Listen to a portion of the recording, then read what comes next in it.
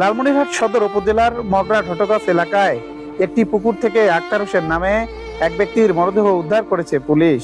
শনিবার দুপুর 3টায় এ মরদেহ উদ্ধার করা হয়। নিহত আক্তার হোসেন একই এলাকার মৃত আমচার আলীর ছেলে। পুলিশ ও স্থানীয় সূত্রে জানা গেছে, আজ সকালে নিজ বাড়িতে খাওয়া দাওয়া শেষ করে বাড়ি থেকে বের হন আক্তার হোসেন। দুপুরে মগরা ঢটগাছ এলাকার আউদিয়াতদোলা একটি পুকুরের পাশ দিয়ে যাওয়ার সময় মরদেহটি দেখতে পায় স্থানীয়রা। বিষয়টি আশেপাশের লোকজনকে জানালে উৎসুক জনতা ছুটে এসে মরদেহটি আক্তার হোসেনের বলে শনাক্ত করায়। মরদেহটি উদ্ধার শেষে পুলিশ জানায়, প্রাথমিক খবর পেয়ে আমরা আসছি। ঘটনার বিষয়ে তদন্ত চলতেছে এবং তদন্ত শেষ হবে। শেষ হলে আপনার ঘটনা সম্পর্কে বিস্তারিত আপনাদের আমি জানাবো। স্থানীয়ভাবে